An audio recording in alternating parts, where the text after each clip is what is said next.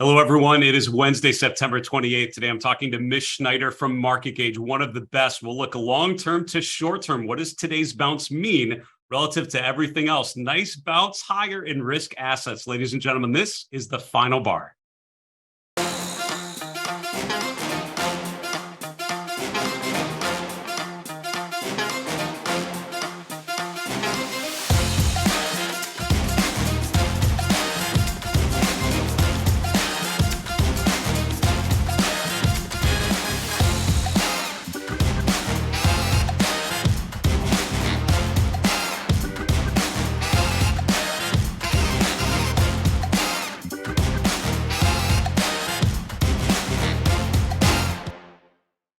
Hello, everyone. Welcome to the final bar. I'm your host, Dave Keller. I'm the chief market strategist here at StockCharts.com in a cloudy Redmond, Washington. Thanks for joining us every weekday after the close as we break down the activity in the markets using the lens of technical analysis. I have learned that technical analysis is the optimal way to really appreciate what is happening in the markets. A lot of financial analysis is about what could happen, what should happen, sort of wishful thinking, prognostication. Charts are about what actually is happening. As one of my mentors, Ralph Eckenpour, used to say, price is fact. These things happened, right? A transaction occurred at this price level. It's not interpretation, it's fact. So let's draw the information out of that context as much as we can. Great guest today, Mish Schneider. She's been on the show many times, and I'm always really thankful that she has done so. We'll get her take in a little later.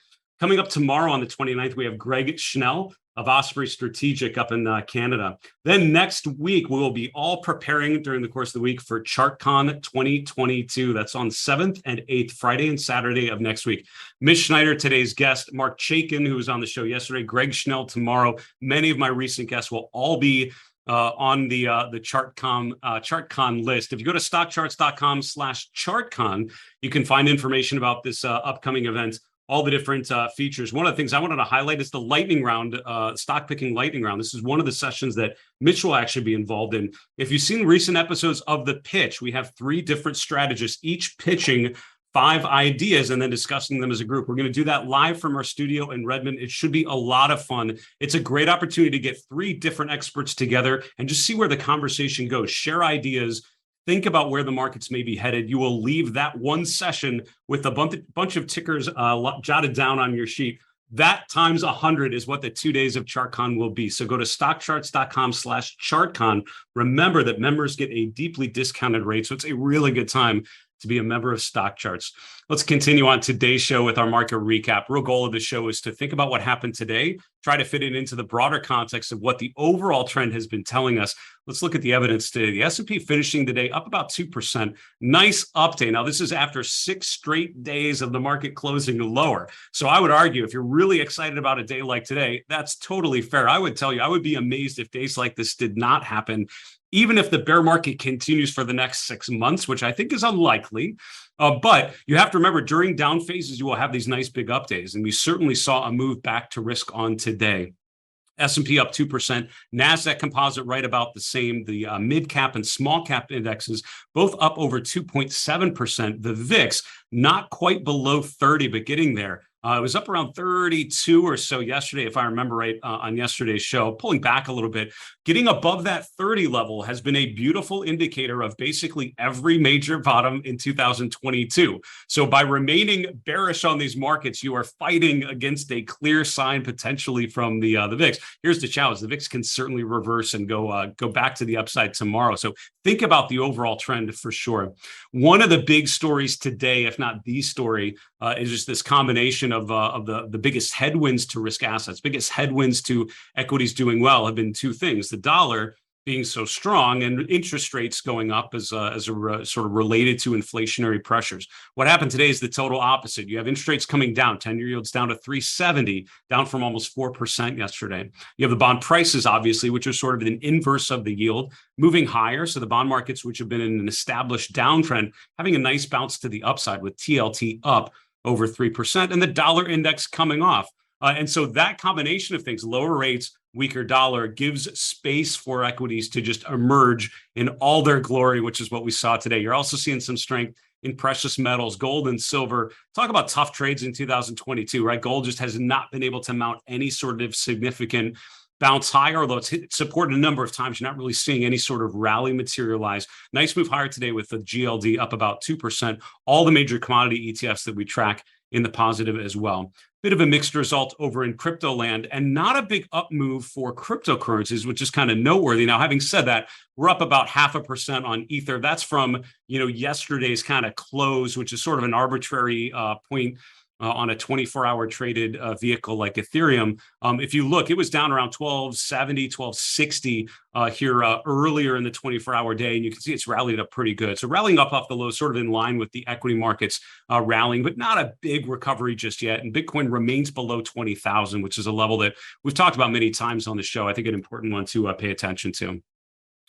Let's look at a chart of the S&P 500, and it's interesting. Days like today, it's hard not to smile because days like today make this what we do so fascinating. And I know that there's real money on the line. I know there's implications of the markets going higher and lower depending on what sort of bets you are making with your investment portfolio. But as an observer, which is how I would describe myself, days like today are fascinating, right? A clear bull bearish move going into today. Yesterday's close could not have felt much less good by the evidence I'm looking at. Breadth conditions breaking down. We had Mark Chaikin on the show yesterday. We're looking at his chart combining 4 or 5 key breadth indicators, pretty much all of them very much in established bear territory.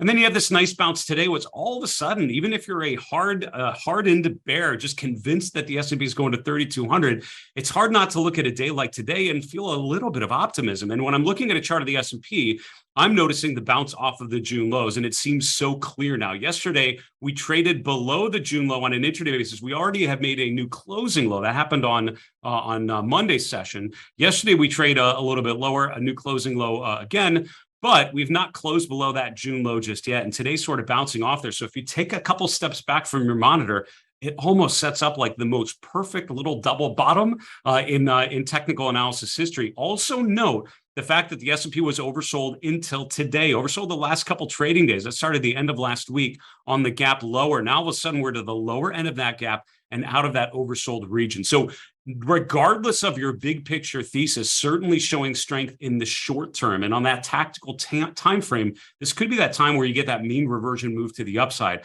My question as this week will progress and as we get to the end of the week is what has materially changed? You see enough, not just today, but on broader improvement in individual stocks and groups to convince yourself that things are really starting to change. We're getting what I call a change of character in the charts. Now, one interesting area to note as we wrap up our market recap today, the energy sector up big today. The XLE was up 4.5%. Charts like DVN have been interesting charts because overall, I mean, certainly at times the strongest part of the market, not even close in the first half of the year. Hard to find better charts than something like DVN, just this nice consistent uptrend while sort of the growth oriented benchmarks are just waffling and falling lower in an established downtrend, just this continued pattern of higher highs. All of these sort of pull back to key support. DVN pulled back to its 200-day moving average. Look at what's happened in the last week, gapping down once again to the 200-day moving average. We've traded below it a couple days today, right back above there with DVN up almost 7% today. That could be setting up for just yet another move higher. And that's been the story with energy, sort of these buyable bounces after pullbacks, right? Things look really ugly until they sort of hit that point where we start to revert to the upside. Communication services, which has arguably been one of the weakest sectors in 2022, number 2, up 3.4%, followed by consumer discretionary. On the bottom, interesting to see on a big up day when it feels like everything's going higher, technology, one of the key laggards. Now, there's news related to Apple that's certainly not helping the sector make any upside. And remember, the XLK is really skewed to 2 stocks, Apple and Microsoft, the 2 of them together. Probably 45% of the XLK would be my guess, not having the info in front of me, but I think that's about right. Utilities, number 2 from the bottom, again, up about 1%, followed by consumer staples. So there's this general theme of offense over defense, but not a homogeneous, representation of that with tech, one of the arguably most offensive sectors down the worst performer today. By the way, when we get to my guest today, Mish Schneider, we'll talk about semiconductors. So I want to save that for after the break. We'll talk about that and what it means. But I did want to finish with a chart or two because we have a minute. Look at sentiment. So we'll probably talk about sentiment in a little more detail on Thursday's show. That's when we like to dig into the sentiment indicators, because a lot of the survey data is updated Wednesday into Thursday. But this chart of the VIX is really compelling to me. If you look back through the course of 2022, really back to the November 2021 peak, remember the NASDAQ topped out in November. A lot of individual stocks, certainly some sectors topped out in November. A lot of breadth indicators did. The S&P made a higher high in January, but a lot of things did not. The VIX first hit that 30 level after spending most of 2021 well below that, finally hit 30 there in December. And that was the pullback after that November high. You can see that the low in January, the low in not quite in February, but certainly in March, the low in May, the low in June, all saw the VIX get above 30. Now, some of those we got well above 30, notably the March low where the VIX got up to around 36, 37. But overall, the VIX over 30 has been the time to basically be looking for that bottoming phase. We just did that over the last week, right? The VIX finally spiked above 30 Friday into Monday. You see it really accelerating to the upside as the S&P is gapping lower. Now, not surprisingly, we're seeing the VIX come back toward 30, and you're seeing stocks bounce a little bit. This might be an important chart to watch because elevated volatility certainly tends to accelerate going into a major bottom. That's when people are sort of panicking, even on a smaller time frame, sort of getting nervous. Uncertainty is what the VIX is essentially measuring. And so that spike in the VIX could be an indication that we're at a short-term bottom. My question as we head into the break, is that a short-term bottom or is that the bottom? Is that a double bottom and more of a long-term bottoming phase? Let's take a quick commercial break. We'll be back with today's guest, Mish Schneider. We'll see you in a minute.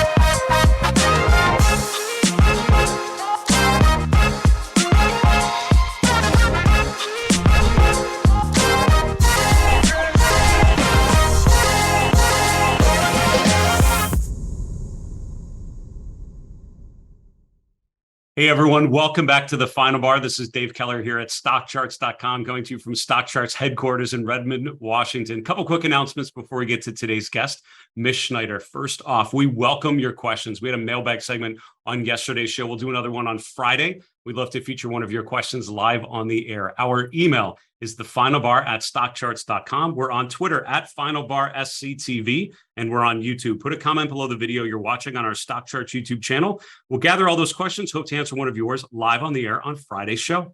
Also, go to StockChartsTV.com. We're so fortunate at StockCharts to have really knowledgeable experts like Mish Schneider, Mark Chaikin, Dave Landry, Tony Dwyer, Jeff DeGraff, so many others coming through StockCharts TV and sharing their words of wisdom.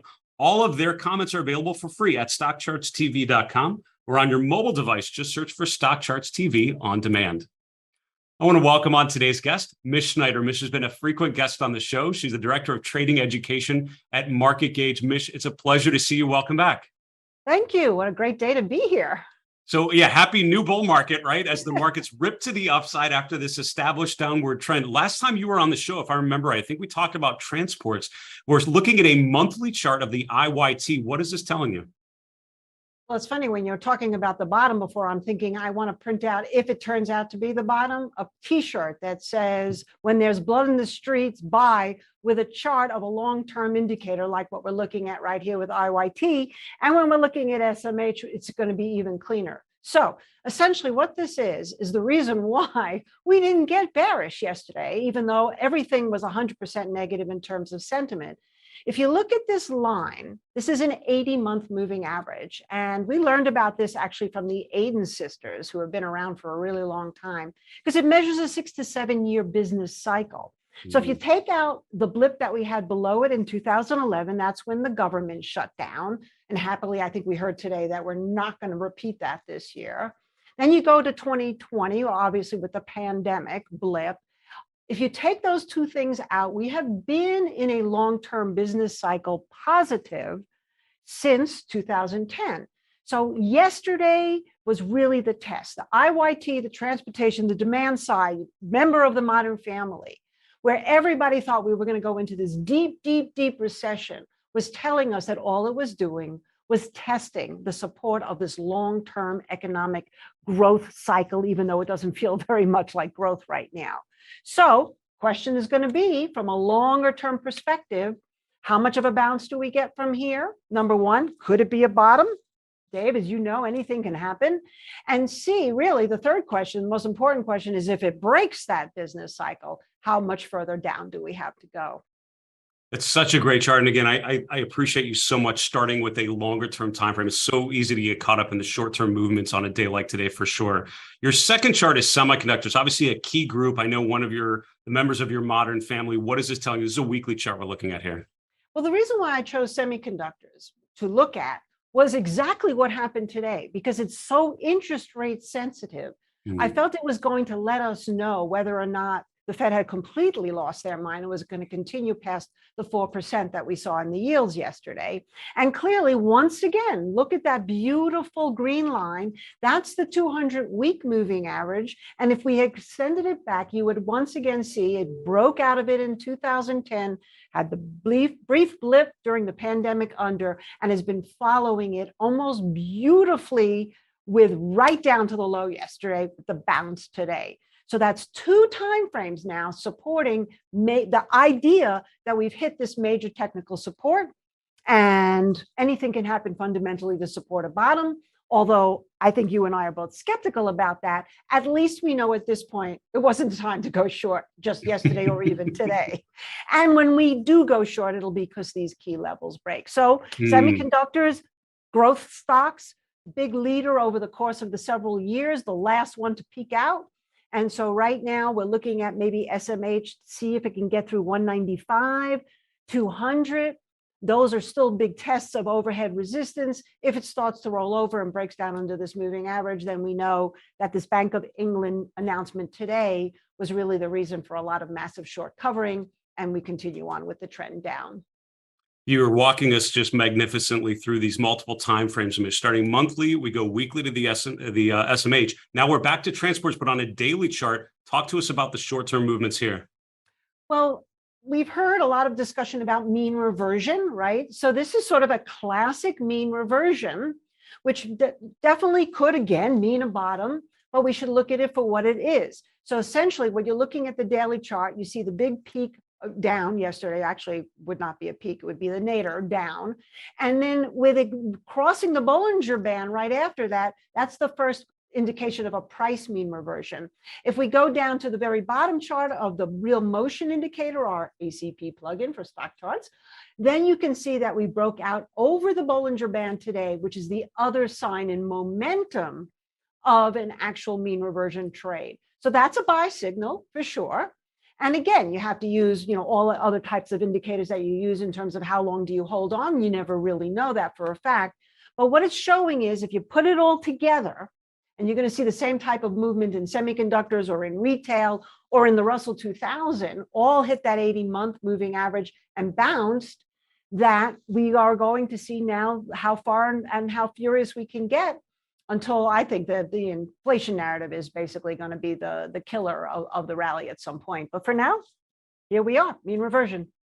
Such an interesting day to have you on the show, Mish, but it's always a pleasure. Thanks so much for joining us. Can't wait to see you and Keith here in Redmond next week. So travel safe. We'll see you soon. All right. Thank you so much. That's Mish Schneider. Mish is the Director of Trading Education for MarketGauge, coming to us from New Mexico. Her and her husband, Keith, also a really capable strategist in his own right, will be coming and being a part of ChartCon. Mish mentioned in her comments at the end, the indicators we saw at the bottom there, particularly the real motion indicators, a proprietary measure of momentum that I've really enjoyed getting to know as I've gotten to know Mish and her process and talked with Keith and others at MarketGauge about it. Those are part of their proprietary ACP premium plugin, which you can find on the ACP platform on StockCharts. Let's continue on today's show with our next segment, Banking on Breadth. What we like to do once a week, if we can, is check in on breadth indicators. I would argue one of the great indications that we've been following through the course of the last, call it a month and a half after the August peak, has been the deterioration in breadth. Let's look at what the breadth conditions are telling us now and get a sense of where they may be headed after we're at these extremely low levels. The chart I'll start with is a version of a chart that I shared on Fox Business. I was there a couple hours ago with Charles Payne. Always a pleasure to talk with Charles about in his chart school segment. This is a version of this chart is what we talked about briefly on the air, which is looking at the cumulative advanced decline lines, right? As the S&P is making a new closing low for the year, as it did earlier this week, you have to look at measures of breadth to see whether they confirm that. One of the great signs of concern or maybe signs of a potential reversal is when the price is doing one thing, but you don't get that confirmation from the breadth indicators. So just like the S&P is making a new low for 2022 on a closing basis this week, so far, again, I mean, now we'll see how this week actually plays out. But earlier in the week, we made a new closing low for the year. You can see that all four of these cumulative advanced decline lines have also undercut their June low. The one that I find is most important is the New York Stock Exchange advanced decline line. It's a pretty broad universe. Again, it's an equal weighted measure. So it's looking at all these thousands of stocks and just seeing every day how many of them are closing higher, how many of them are closing lower.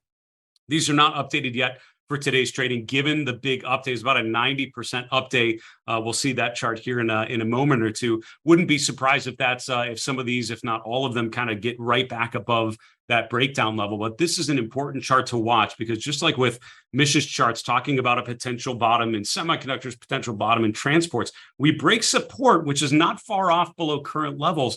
All bets are off. And all of a sudden, this is more of a downside follow through. I think that's an important chart to watch. You'll notice, by the way, my subjective color coding system all red right now as they have all broken below their lows. End of the day here, and we usually are processing all the data here right after the close. So some of these breadth indicators might be tweaked a little bit up until about 5:30, 6 p.m. Eastern, which is when we're processing all of the daily data sets that we get from a lot of different vendors. By just a pure look at New York Stock Exchange trading, by my read, just below 90%, 89% of New York Stock Exchange listings closing higher today, which means about 10% closing lower. That's obviously a big swing. If you look, we have not seen a day that strong in the last 12 months. This is, by that breadth measure, the biggest update that we've had in the last 12 months, certainly the biggest update we've had in 2022. Now, what that could mean is a number of things, right? And this is how a dead cat bounce can certainly play out. You get a big mean reversion due to short covering or due to short-term mean reversion. But then once the downtrend continues, you get a cluster of these 90% down days as more and more investors press the bearish side, realize that support is not holding, and start to unwind their positions. Next chart is this one, which is looking at the S&P 500 and then key indicators, looking at percent of stocks above key moving averages. How many stocks in the S&P 500 are above their 200-day moving average? Currently, it's around 15%. How many above their 50-day moving average? That's currently just below 8%. Now, what I'm immediately drawn to as I'm looking at this chart, two things. Number one, the indicator at the bottom, the percent above their 50-day, has been one of my favorite indicators in the last year or so. I think it's just beautifully illustrated some of these trends, right? It showed you, I think, some beautiful indications of mean reversion. It's really shown you the strength and the weakness in markets when the breadth gets to extremes. At the June low, we got down to almost 0% of the S&P remaining above their 50-day moving average. There's a small handful of stocks that were able to remain above, but almost the entire S&P 500, all 500 names, were then below their 50-day moving average. We got to around 92% back above it in mid-August. So almost the entire S&P rotated back above its 50-day. And now, once again, almost the entire index back below the 50-day. That's been the story of June through August through late September, this rotation from weakness in June to strength in August to, once again, weakness in September. So when you look at this chart and immediately say, well, isn't that a sign of a bottom? The fact that the bread is right where it was in June maybe is the answer. And here's the problem with that thesis. Go back to 2008 and 2009, and you will find that this indicator cannot just get down to the zero or single digits, even down to 0%. It can remain there for extended periods of time. So if you use this just as a mean reversion indicator, you have to remember it's not like an RSI, which actually has sort of a natural mean reversion built into the calculation. The percent above their moving averages can actually remain overbought or remain at extremely high levels, like you saw in late 2020, early 2021. Can also remain incredibly low. And again, look back at 2008 to see how that appears. That is the concern I have for this current market. We are one or two big down days from breaking below the June low in a significant way. And that opens the door to 3,500, 3,200. I don't know if that's necessarily going to happen. None of us do. But I do know there's a non-zero probability that that's going to happen. And that's why I'm looking at current conditions now versus previous more extreme bear market cycles. A lot of indicators in the breadth space very similar in terms of their extreme low readings. If you look at the bullish percent index, which is looking at the 500 members of the S&P and looking at their individual point and figure charts, it's right around 10% this week. Currently just above 12% of the S&P point and figure charts that are still bullish, which means 88%, 87% are currently bearish, meaning their most recent signal is a sell signal. Yes, it's about the same as it was in the June low, but also cause for concern, it can remain much lower. And what you would find in an extended bear market phase, which unfortunately recessionary bear markets tend to be, you will find this indicator get negative and staying negative. So if you're all bulled up, and if you think this is a double bottom, you need to be watching the cumulative advanced decline lines, the percent of stocks above their 50-day, things like the bullish percent indexes, to see if you get that bounce, see if you get that confirmation that you're actually getting a rotation. You're actually seeing buyers come in and push the market above resistance. That's what I would look for. For example, the bullish percent index on the NASDAQ 100 still down around 14%. That rallies above 30%, even better, that rallies above 50%. That tells you things are starting to improve. Over half the NASDAQ members in a bullish configuration. We're nowhere near that level. We're still very much this was one day among many down days. Just to finish off, I wanted to hit on the fact that we've had a lot of new 52-week lows in recent weeks. This is the New York Stock Exchange, the S&P 500, the NASDAQ composite. You can see what number of stocks are making a new 52-week high or a new 52-week low. You don't see a lot of green on these charts. That would be 52-week highs. We just haven't had a lot of those recently. We've had a lot of new lows. Now today, obviously quite a bit of change. You still had plenty of stocks making new 52-week lows, but not nearly as many as we've had. Again, if you're bullish, you need to see stocks like Enphase and Lilly and others that are actually breaking out. You need to see more of those. Can't just be a small number of stocks, but more and more. You need to see more green and less red on this chart. We may be the beginning of a recovery, but I'd want to see it confirmed by measures of market breadth. Folks, 30 minutes goes by so quick, and we are at the end of the show. Let's wrap this show with the 3 and 3, 3 charts in 3 minutes that tell the story of this market environment. Here is chart number 1. In our segment, they're banking on breadth. We talked about breadth indicators, and I wanted to just highlight this chart. I actually meant to go back a little bit further, so let me drop it 20 years back. And when you look at the deep history, here's my concern for the current reading. Is it bullish? Is it contrarian bullish that you have single digits of S&P members still above their 50-day moving average? And the answer, unfortunately, is maybe. If you look back in 2020, if you look back in June of this year, look back in 2018, all of those, we got down to this level, spent maybe a month there at times, but in the end, rotated back to the upside. But look at 2008, particularly the fourth quarter of 2008, starting in October, we got down to 0%, and we stayed almost right at 0% for about a month and a half, right? For about 6 weeks, we remained incredibly beaten down. And that was telling you that there's extreme deterioration. Again, while I can't guarantee that that's going to happen in the current environment, there's a non-zero probability that that's what happens. That's what I think there's risk for. Chart number 2, First Solar. All right, if you think about what the S&P looks like, there are charts that look very, very different. One of the top ranked stocks in our scooter rankings, the mid-cap space, is First Solar, FSLR. Now, this is in a group with Enphase and others called Renewable Energy Equipment. We bucket those stocks under the technology sector. You can see that this is very close to making a new 52-week closing high.